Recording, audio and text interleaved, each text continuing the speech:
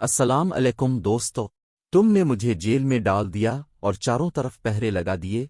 तुमने सोचा होगा कि रानी जिंदा को कैद रखोगे, लेकिन मैं जा रही हूँ। मैं जादू के जोर से तुम्हारी नाक के नीचे से गुजर के जा रही हूँ। ये जुमला मुसन्निफा चित्रा बनर्जी की किताब दी लॉस्ट क्वीन में एक तंजिया खत के तौर पर दर्ज है, जो महारानी जिंद कौर जिंदा ने जेल वार्डन को लिखा था। महारानी जिंद कौर ने मुबैना तौर पर यह खत मिर्जापुर के चनार कले की कैद से फरार होते हुए लिखा था। जिंद कौर को पहले लाहौर कला में कैदी के तौर पर रखा गया और फिर शेखुपुरा जेल का कैदी बनाने के बाद पंजाब से बाहर उत्तर प्रदेश भेज दिया गया था। जिंद कौर महाराजा रंजीत सिंह की सबसे छोटी और आखिरी मलिका थीं। हालांकि रंजीत सिंह के पास और भी कई महारानियां थीं, लेकिन मलिका का खिताब सिर्फ जिंद को मिला।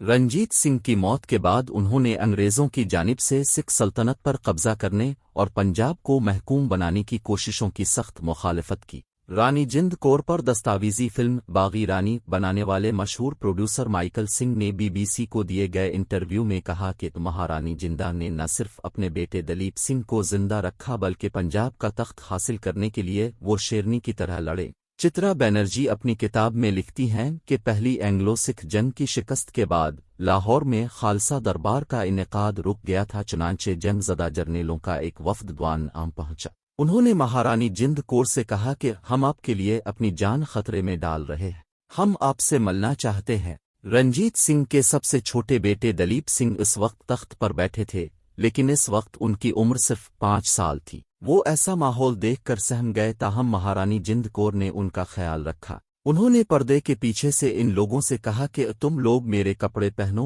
और मुझे अपने कपड़े दो। तुम महल में रहो और मैं तुम्हारी जगह जंग में जाऊंगी और एक सच्चे खालसा सिपाही की तरह जान दूंगी। महारानी के इस चैलेंज ने जंग हारने वाले लोगों में एक बार फिर जोशो हौसला पैदा किया, और जो लोग बगावत का सोच रहे थे उन्होंने अपना लहजा बदल दा। उन्हीं में से एक ने कहा कि हम लड़ेंगे, मरने से कौन डरता है। जब कुर्बानी की बात आएगी तो हम अपने महाराजा, अपने पंजाब और हमारी अपनी माँ के लिए अपनी जानों का नजराना पेश करेंगे। हुकूमत हिंद की अमृत महोत्सव की वेबसाइट पर जिंद का जिक्र गुमनाम हीरोज के तौर से किया गया है। इस वेबसाइट पर दस्तयाब मालूमात के मुताबिक महारानी जिंद कौर 1843 से 1846 तक सिख सल्तनत की आखिरी मलिका थी। वो सिख सल्तनत के पहले महाराजा रंजीत सिंह की सबसे छोटी बीवी और आखिरी महाराजा दलीप सिंह की वालिदा थीं। दूसरे सिखों की तरह उन्होंने भी सिर्फ 2 चीजें सीखीं, हुकूमत करना या बगावत करना। महारानी जिंद को, जिन्हें रानी जिंदा के नाम से भी जाना जाता है, इब्तिदा में सिर्फ रंजीत सिंह की बीवी के तौर पर पहचाना जाता था, लेकिन आखिरकार वो मलिका और माँ बन गईं जिन्होंने सिख रियासत की खुद मुख्तारी के लिए जिदोजहद की। बहुत से मौरखीन ने अपनी तहरीरों में उन्हें रानी माई या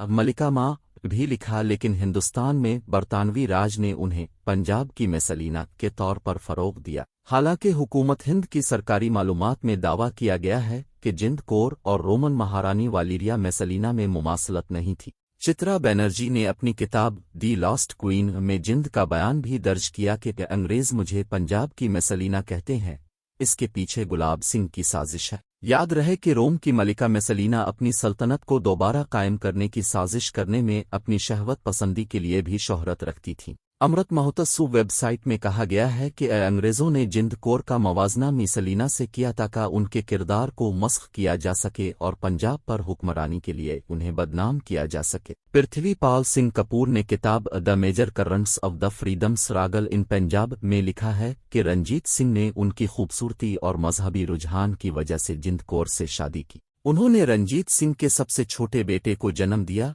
और उसके 10 माह बाद महाराजा की वफात हो गई। रंजीत सिंह के बड़े बेटे खड़क सिंह, पोते नौनिहाल सिंह की मौत, महाराजा शेर सिंह, कनौर प्रताप सिंह और राजा दयान सिंह के कत्ल के बाद रानी जिंद कौर के 5 साला बेटे दलीप सिंह को महाराजा और जिंद कौर को उनका सरपरस्त बनाया गया। पाल सिंह कपूर लिखते हैं कि जिंद कौर को सरपरस्त बनने के बाद रियासत के अंदर और बाहर से सख्त मुखालफत का सामना करना पड़ा। एक एहतजाज बरतानवी हुकूमत की तरफ से था और दूसरा उन दरबारियों की तरफ से जो उनसे मिलते थे और मलिका के खिलाफ साजिशें कर रहे थे। लेकिन मलिका ने दलीप सिंह की नौमरी के दौर में लाहौर में बरतानवी फौजियों की तैनाती की मंजूरी ना दी। शिरोमणि समिति की तरफ से शाये होने वाली किताब मुमताज़ सिख शख्सियात में जिंद कौर के बारे में एक मजमून में सिमरन कौर लिखती हैं कि पहली एंग्लो सिख जंग के बाद 15 दिसंबर 1849 को लाहौर में बातचीत की शराइत तय करने के लिए मुज़ाकरात हुए। इस दौरान दीवान दीनानाथ की राय थी कि मुआहिदा करने से पहले मलिका से भी मशवरा लिया जाना चाहिए, तो फ्रेडरिक क्यूरी ने कहा था कि गवर्नर जनरल सिख रियासत के सरदारों और सतूनों की राय लेता है, मलिका की नहीं। जिंद कौर रियासत के अंदर और बाहर होने वाली साजिशों की सख्ती से मुखालफत कर रही थीं। उन्हें अवाम की मुकम्मल हिमायत हासिल थी। ताहम जब अंग्रेज़ों ने तेज सिंह को वजीर का ओहदा दिया और उन्हें महाराजा दलीप सिंह के बच्चे को वैक्सीन लगाने को कहा तो महाराजा ने मलिका की हिदायत के मुताबिक ऐसा करने से इनकार कर दिया। इसके बाद रानी और दलीप सिंह को शाही किले के अंदर कैद कर दिया गया। परथिपाल सिंह कपूर लिखते हैं कि पंजाब के गवर्नर हेनरी लॉरेंस और उसके दरबारियों ने मलिका को नई इंतजामिया से बेदखल करने का मंसूबा बनाया। इस दौरान मलिका को शाही किले के एक मीनार में कैदी के तौर पर रखा गया था। सिमरन कौर अफगान हुक्मरान दोस्त मोहम्मद को लिखे गए खत का हवाला देते हुए, जो खालसा दरबार के एक अरसा तक मुखालिफ थे, लिखती हैं मलिका को इतना हरासा किया गया कि उन्हें पानी तक ना दिया गया। उनकी तलाशी ली गई। वो कौन सी अजियत है जो अंग्रेज सरकार ने उन्हें नहीं दी। महारानी जिंद ने खालसा दरबार के हामियों और हमदर्दी रखने वालों को खतूत लिखना जारी रखा ताकि उन पर होने वाली पाबंदियों और सख्तियों से वो आगाह रह सकें। इन खतूत का अवाम पर गहरा असर हुआ और इसी वजह से अंग्रेज़ों ने मलिका को लाहौर से बाहर भेज दिया। उन्हें अपने बेटे दलीप सिंह से अलग करने के लिए शेखुपुरा जेल में रखा गया, जहां उनके साथ एक आम कैदी जैसा सलूक किया गया, लेकिन उनके साथ माही नाम का एक मुआविन मौजूद था, जिसे खालसा अदालत के एक वफादार जासूस ने किसी न किसी तरह जेल भेज दिया था। जिंद ने अपने साथ होने वाली जियादतियों के बारे में एक खुला खत अवाम के नाम लिखा, जिसके बाद पंजाब में अंग्रेज़ों के खिलाफ बगावत शुरू हो गई। खालसा अपनी माई की तौहीन पर सख्त बरहम था। चित्रा बनर्जी लिखती हैं कि मुल्तान में आबाई रियासत को बगावत पर उकसाने के लिए शेर सिंह अटारीवाला और उसके वालिद चतर सिंह ने एक फौज तैयार करके मैदान में उतारी और रामनगर में अंग्रेज़ों पर हमला किया। दोस्त मोहम्मद ने अपने बेटे की क़ियादत में अफ़गान घड़सवारों का एक दस्ता मदद के लिए भेजा। ऐसा लगता था कि पंजाब अपनी आज़ादी दोबारा हासिल कर लेगा, लेकिन अंग्रेज़ों की तरफ से पूरे हिंदुस्तान में फ़ौज की तैनाती और जम्मू के राजा गुलाब सिंह की एक बार फिर धोखादही की वजह से ये फतह मुमकिन न हो सकी। सिख फ़ौज ने बहुत बहादुरी से मुकाबला किया। शेर सिंह के 3 घोड़े लड़ते लड़ते मारे गए। फ़ौज के पास गोला बारूद ख़त्म हो गया और आखिरकार अटारीवाला को हथियार डालना ही पड़े। लोगों का ख्याल था कि भाई महाराज सिंह जैसे मजहबी रहनुमा भी बगावत में शामिल हो गए थे। इसमें हेनरी लॉरेंस और तेज सिंह के कत्ल की साजिश भी शामिल थी, जो मालूमात इफ्शा होने की वजह से मुकम्मल न हो सकी। कपूर लिखते हैं कि पंजाब में अंग्रेज़ों के खिलाफ इब्तिदाई बगावतों में महारानी जिंद का दिमाग था और भाई महाराज सिंह इस लड़ाई के रूरवां थे। इस वक्त बरतानवी हुकूमत ने भाई की गिरफ्तारी के लिए उनके सर की कीमत 1 लाख रुपए मुकर्रर कर रखी थी। सीनियर सहाफ़ी जुगतार सिंह और गुरुदर्शन सिंह बाहिया ने अपनी किताब काला पानी में पंजाब पंजाबियों से मुतालिक आज़ादी की तहरीकों का जिक्र किया है, जिसमें उन्होंने भाई महाराज सिंह की क़ियादत में बरतानवी राज के खिलाफ बगावत को जिंद कौर की कोशिशों से हिंदुस्तान की आज़ादी की पहली जिदोजहद करार दिया। वो बहुत से मौरखीन का हवाला देते हुए कहते हैं कि 1849 में बरतानवी राज के खिलाफ लड़ी जाने वाली जंग मौजूदा हिंदुस्तान, पाकिस्तान और बांग्लादेश की आज़ादी की पहली जंग है। वो लिखते हैं कि 1857 के गदर को पहली जंग आज़ादी कहना एक बहस का मौजू है। पंजाब से मुतालिक मौरखीन ने इत्मीनान से दूसरी एंग्लो सिख जंग 1849 को पहली जंग आज़ादी करार दिया। ताहम पंजाबी और सिख मौरखीन की इस राय को हिंदुस्तान में कौमी सतह पर तस्लीम नहीं किया गया। हिंदुस्तान में 1857 की गदर को हिंदुस्तान की पहली जिदोजहद आज़ादी कहा जाता है। चौनार जेल से साध्वी के तौर पर फरार होने के बाद जिंद कौर नेपाल पहुंची, जो अभी तक बरतानवी सल्तनत की कॉलोनी नहीं थी। नेपाल के इस वक्त के वजीर आज़म जंग बहादुर ने उन्हें पनाह दी, लेकिन उनके इस अक़दाम से हुकूमत हिंद के लिए एक अजीब सी सूरत हाल पैदा हो गई। पृथ्वीपाल सिंह कपूर लिखते हैं कि नेपाल में रहते हुए महारानी जिंद कौर ने पंजाब के बागियों और इलाहाबाद में बंद सियासी कैदियों से राबता किया। वो पंजाब में बरतानवी इक़्तिदार को ख़त्म करना चाहती थीं।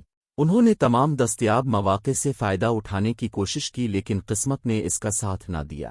انہوں نے نیپال سے دلیپ سنگھ سے بھی رابطہ کرنے کی کوشش کی، تب تک جنگ بہادر کے ساتھ رانی کے تعلقات خراب ہو چکے تھے اور ان کی بینائی بھی خراب ہو گئی تھی، لیکن وہ امرتسر اور پٹنہ میں اپنے ایجنٹوں کے ذریعے دلیپ سنگھ سے رابطہ قائم کرنے میں کامیاب ہو گئیں۔